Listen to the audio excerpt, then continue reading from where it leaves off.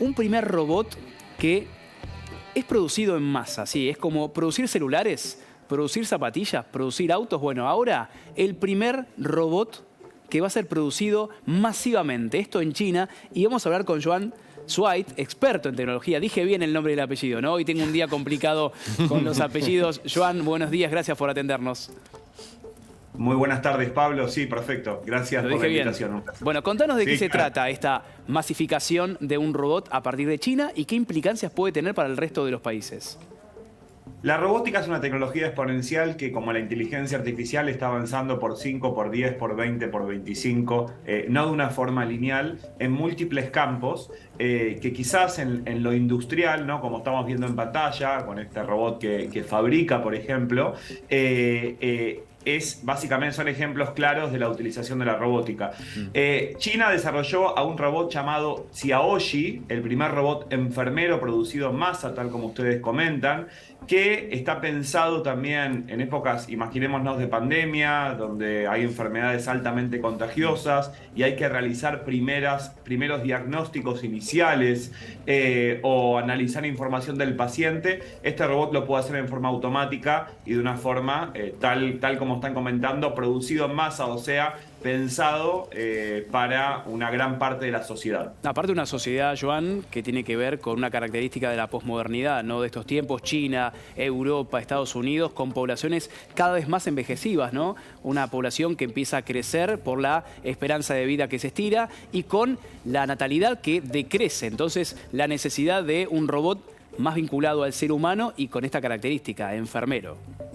El cuidado de la tercera edad va a ser un tema fundamental para las próximas décadas, por esto que estamos comentando, Pablo, expectativas de vida crecientes a nivel mundial, reducción de mortalidad infantil, y bueno, hace falta cuidar de toda esa población. Lo que es importante destacar es que este robot no busca reemplazar a los médicos, sino lo que busca es complementarlos y asistirles en su labor. Siempre tenemos la mirada de la tecnología como apocalíptica o a lo Black Mirror, que nos va a terminar reemplazando o desplazando nuestro empleo. La mirada esta es de un complemento, es de las tareas más operativas y más reiterativas que hace un enfermero que las puede hacer una máquina. Hoy en día hay muchos robots en circulación, hay robots que limpian piscinas, hay robots que cortan el pasto, hay robots que aspiran la casa, hay brazos robóticos como el que estamos viendo. La robótica en el campo militar está creciendo a ritmos muy exponenciales, y mismo en Latinoamérica también tenemos una adopción de robots tanto en el campo industrial como en el campo del servicio o la industria de robótica doméstica muy grande.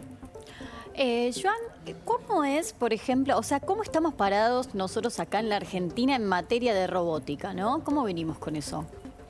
Hay varias iniciativas argentinas en el desarrollo e investigación en campo de la robótica en materia más experimental. En Argentina se comercializan, tal como comenté, hay muchas empresas que comercializan robots para la casa, robots domésticos, robots para la seguridad, robots para tareas de limpieza, robots para tareas de mantenimiento. Pero otra vez, es una tecnología que Argentina tiene muchas iniciativas muy interesantes en materia de desarrollo, en materia de investigación. Y bueno, también tenemos que analizar la tecnología de una forma también integral, no de una forma aislada. La robótica, la inteligencia artificial, todo lo que es la vuelta al metaverso también, con los anuncios últimos que hubo de compañías, lo que están haciendo es una integración tecnológica y las tecnologías de alguna forma convergen. Entonces, es súper interesante este primer robot enfermero producido en masa. Hace algunos meses Elon Musk también presentó su propio prototipo para poder colaborar en múltiples tareas en líneas de ensamblaje para la fábrica de Tesla, de autos eléctricos, de vehículos eléctricos. Y no es la primera vez que estamos viendo esto, pero y lo que es interesante de Argentina es que Argentina es el país latinoamericano con mayor adopción a la robótica, por ejemplo, doméstica de toda la región. Ajá, un dato interesante ese. Y es un dato interesante. Y bueno, y también eso trae todos los debates, ¿no? Del miedo, de las oportunidades que eso genera. Este robot es el primer robot del mundo que pasó el examen nacional de licencias médicas en China con una puntuación de casi el 90% de este examen. Entonces, bueno, trae aparejados muchos miedos en ese sentido humanos. Joan, perdón, ¿hay legislación en China sobre esta cuestión de la robótica? Porque inteligencia artificial la verdad es que venimos bastante retrasados a nivel mundial, pero sobre este punto, ¿hay algo ya? A ver, hay muchas tenemos que siempre recordar que la tecnología avanza mucho más rápido que las regulaciones políticas y que las legislaciones. Eso en primer lugar. Estas tecnologías, como comentamos al principio, avanzan a ritmos exponenciales, no a ritmos lineales. Entonces, siempre van por encima de las regulaciones posibles. Sí hay iniciativas en materia en Asia, de poder regular la cuota de robots humanos en una empresa, la cuota de potenciales trabajadores y potenciales robots. Bill Gates hace algunos años también tuvo una idea medio loca de cobrar el impuesto a los robots, es decir, de que los robots puedan tener cargas sociales de alguna forma. Entonces, hay muchas polémicas en ese sentido, hay muchas iniciativas, en verdad son tecnologías que crecen todo el tiempo, que las industrias las están adoptando, algunos más conservadores las ven con un poco más resistencia, algunos más fanáticos o algunos más pro tecnología las incorporan. Y bueno, las grandes compañías, los grandes grupos tecnológicos, ya hace años que estamos viendo robots.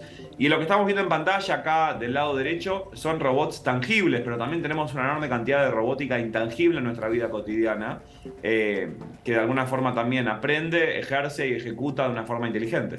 ¿Qué autonomía tienen estos robots, Joan? El enfermero, por ejemplo.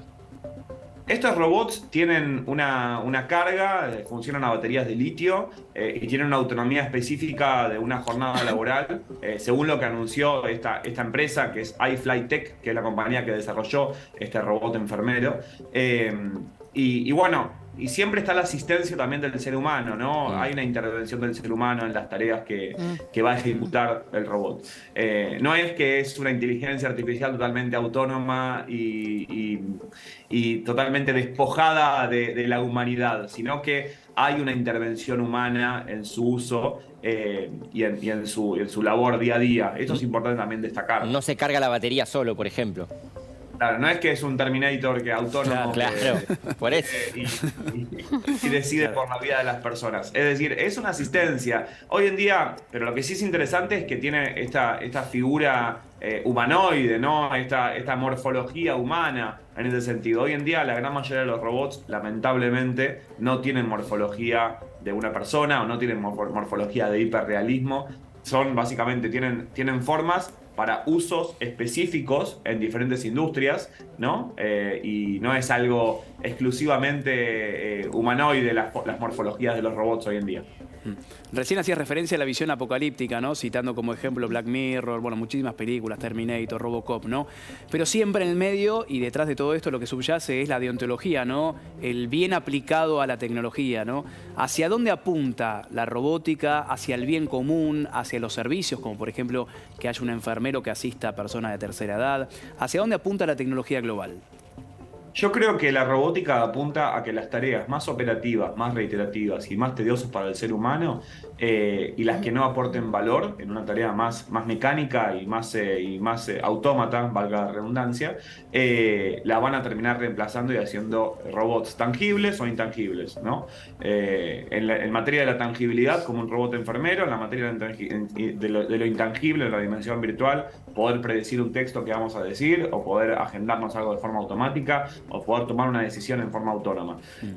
Yo soy un fiel creyente de que las habilidades humanas son y seguirán siendo irreemplazables y tenemos que impulsar una convivencia con la robótica que de alguna forma nos permita maximizar nuestro potencial humano y aprovechar todas nuestras capacidades que son humanas. Creo que soy optimista al respecto y trabajo un poco en ese sentido. ¿Y qué sucede con el costo? ¿Esta tecnología es restrictiva para algunos pocos?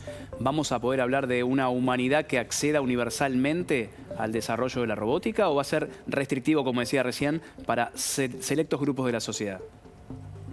A ver, todo lo que pasa cuando una tecnología pasa el estadio de invención científico-tecnológica, como estamos viendo con estos casos, ¿no? De robots impresionantes con movimientos súper... Primero el costo es muy elevado, es verdad, eso, y después se trabaja en la masificación constante con estrategias comerciales de las compañías. En los últimos años, me atrevo a decir, en los últimos 5 años vimos una reducción abismal, ¿no? Del costo de la robótica disponible en masa para todos nosotros. Lo vemos, por ejemplo, en las aspiradoras domésticas de casas o en los limpiadores de piscinas, ¿no? Tenemos quizás algún amigo o algún colega o vamos a alguna casa y de repente hay un platito volador ahí aspirando la casa y cada vez es algo más común común, porque bueno, a mayor adopción, y hay muchas teorías al respecto, ¿no? Hay muchas teorías que dicen que cuando una tecnología pasa el 15 al 17% de adopción en una sociedad determinada, pasa un punto de inflexión que después empieza a adoptar masivamente. Entonces, estamos un poco en esa realidad y esperando a ver qué va a suceder al respecto. Joan, ¿qué posibilidades hay de que esta tecnología llegue finalmente al país, teniendo en cuenta que nuestro sistema de salud está bastante eclosionado, digo? Hoy en día hay varias entidades hospitalarias que en Argentina que tienen tecnologías de robótica para poder ejercer diferentes cosas. Robots, por ejemplo, para poder ejercer cirugías a la distancia, Sí. ¿no? Como el robot Da Vinci, que es uno de los robots en materia de cirugías a distancia más interesante que hay, o cirugía asistida, mejor dicho. Es verdad que la medicina va muy atrasada también en materia tecnológica, en lo que es cruce de información, etc. Pero, a ver, estas tecnologías se van masificando y se van masificando a veces más rápido de lo que nos damos cuenta. Y también generan muchos miedos, ¿no? Y miedos humanos. Entonces, me parece que hay una barrera cultural, en primer lugar. Después hay una barrera económica, hay una barrera también de comprender esto como una política en materia de salud, una política en materia de industria, para poder generar de alguna forma industrias mucho más efectivas, mucho más eficaces y que puedan seguir creciendo. Bien, la última bien cortita, Joan, y te agradezco el tiempo. ¿Qué robot todavía no se desarrolló y crees que tiene que existir frente a alguna necesidad o alguna falencia que tenemos los seres humanos? Me parece, yo estoy esperando que exista un robot para planchar. Cuando llegue el robot para planchar, ¿Ese? ahí vamos a estar Listo. todos más. Compro el robot para planchar. Yo también. Uno por acá, ¿eh? El Uno por robot acá. para planchar y el robot que saque Independiente campeón también. Así que me sumo a eso. Joan, muchísimas gracias. La verdad que fue un placer hablar con vos. Un abrazo grande. Gracias. Abrazo grande, buen domingo para vos. Bueno.